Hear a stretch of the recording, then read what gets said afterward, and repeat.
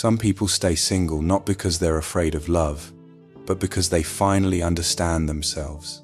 They've learned that peace feels better than forced connections, and solitude feels safer than being misunderstood.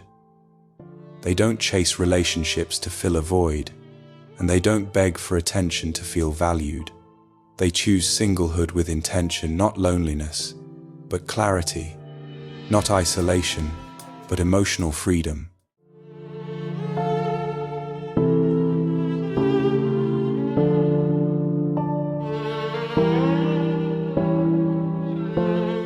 Choosing to stay single is rarely about avoiding love. It's about understanding yourself deeply enough to not settle for a version of it that hurts. People who remain single by choice are often the ones who have lived through relationships that demanded too much or gave too little. They've learned that silence is better than chaos, and solitude is safer than emotional instability. For them, independence isn't loneliness, it's clarity. It's the ability to control their own emotional environment. When you spend years healing parts of yourself that others once damaged, you start to guard that peace like something sacred. You don't allow anyone to enter your life unless they fit the rhythm of calm you've built. There's also a quiet self-awareness in people who choose singleness. They understand their patterns, their triggers, their desires. They know they cannot love halfway, and they refuse to give their depth to someone who only has surface-level intentions. Their standards aren't impossibly high. They're simply shaped by past lessons that cost them too much. And beneath everything, there is a subtle desire for authenticity, a loyalty to themselves that outweighs the fear of being alone. They would rather walk alone with emotional honesty than stay with someone who makes them feel misunderstood, unseen, or emotionally unsafe. Choosing to stay single is not avoidance. It's choosing self-respect. It's choosing to wait for someone who doesn't drain their energy, confuse their heart, or disturb their inner quiet. It's choosing to protect the emotional world they spent years rebuilding.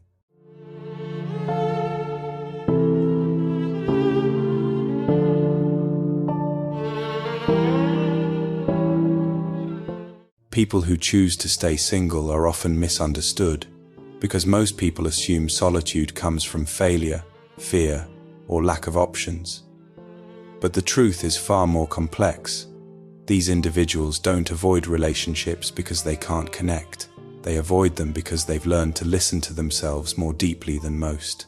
For many, choosing to stay single is an act of emotional self-protection. They've experienced relationships that drained them, blurred their identity, or demanded parts of them they were not ready to give.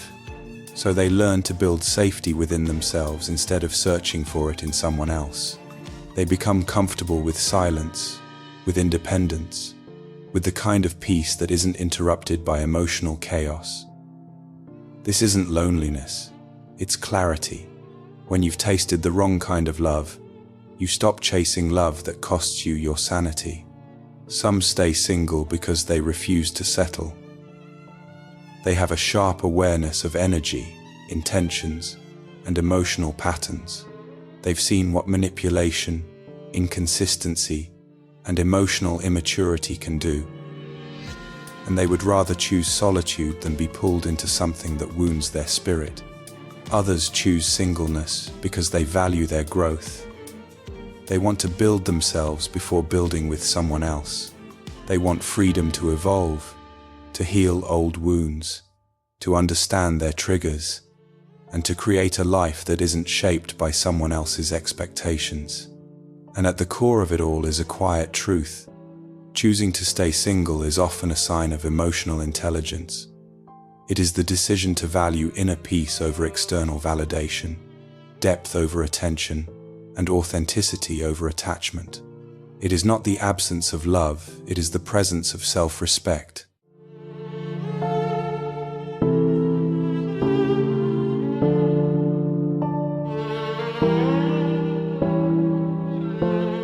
When you choose to stay single, people often assume it's loneliness or fear that drives your decision, but the real impact happens quietly, within your inner world.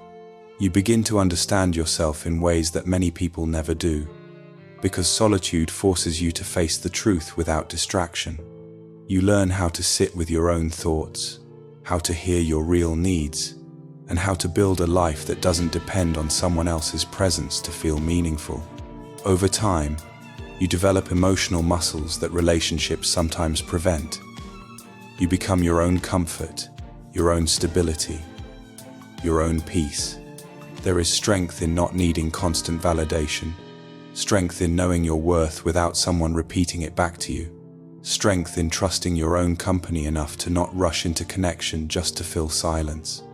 But the impact isn't only positive, it's also complex. Being single teaches you independence, but it can also make vulnerability feel unfamiliar, even risky. You grow skilled at protecting yourself, sometimes so skilled that letting someone in feels like handing over a fragile part of yourself you've guarded for years. You begin to fear not heartbreak, but disruption, the possibility that someone could disturb the quiet balance you built alone. And yet, through all of this, something powerful happens. You start to understand that being single is not a failure or a waiting room. It's a state where you learn what you truly need, what you refuse to tolerate, and what kind of connection actually deserves you.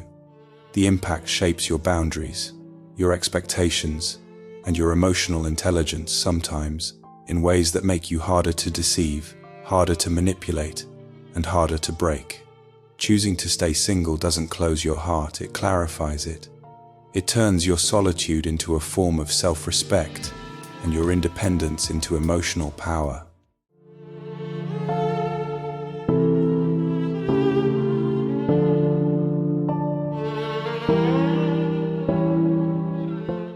Healing begins when you stop treating your independence like armor and start treating it like a choice.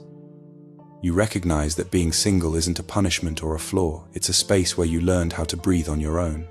But you also realize that self-reliance doesn't have to mean isolation.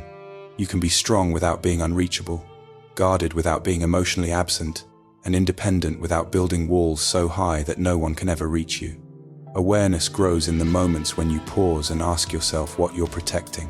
You begin to see the patterns, the way you pull back when someone gets too close, the way silence feels safer than vulnerability, the way you interpret affection as a threat instead of a gift. And instead of judging yourself, you become curious. You begin rewriting the old stories that taught you love equals loss, affection equals danger, and closeness equals risk. Healing is not about forcing yourself into a relationship. It's about making peace with the parts of you that learn to survive alone. It's about allowing connection slowly, gently, without fear or urgency. And it's about understanding this simple truth. Being single shaped you, but it does not define you. You are allowed to choose solitude, and you are also allowed to choose closeness when it feels safe again.